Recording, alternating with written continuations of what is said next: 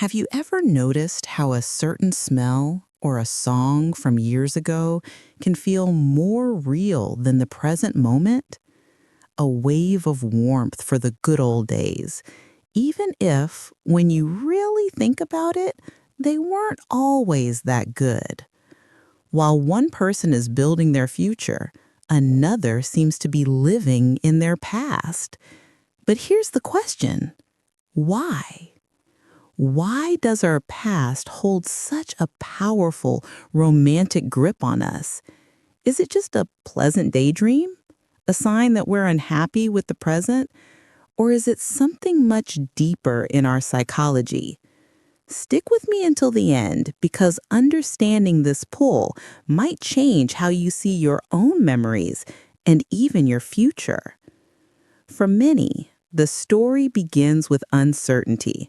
The present is demanding and the future is unknown.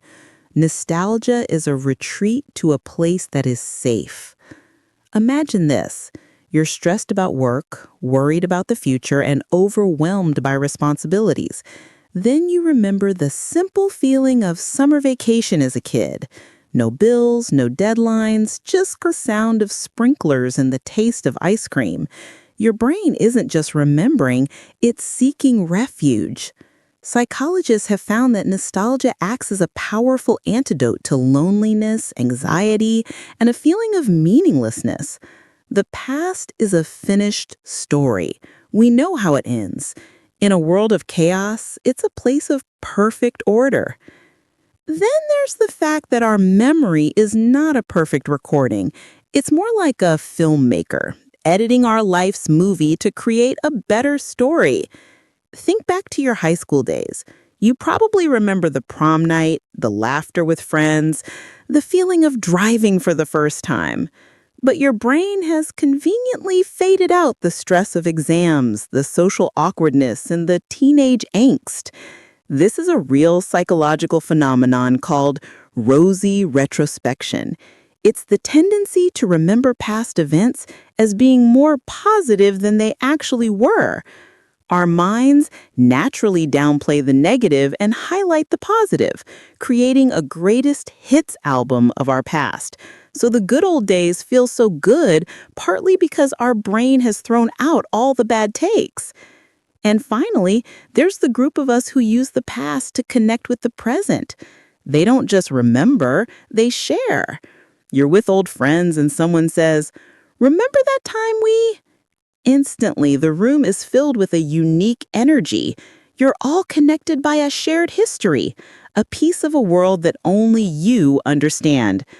Psychologists call this collective nostalgia. It reinforces our sense of identity and belonging. These memories remind us who we are and where we come from. They prove that our lives have had meaning and have been intertwined with others. It's not about escaping the present. It's about strengthening our foundation to face it. And here's the most interesting part. This isn't just about feeling good. This feeling of connection to our past self can actually increase our optimism for the future. People who engage in nostalgia often feel more socially connected, which gives them the strength to build new relationships and take on new challenges. So, whether you rarely look back or constantly find yourself drifting into yesterday, your relationship with the past reveals something about your present. For some, it's a shield. For others, it's a beautifully edited story.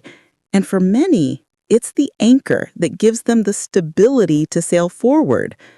The real question is, what is your nostalgia telling you? Is it a comforting anchor reminding you of your strength and connections? Or is it a beautiful cage keeping you from living in the present? If this made you think differently about your own past, you'll love the other psychology topics we cover here. Hit subscribe so you don't miss the next video.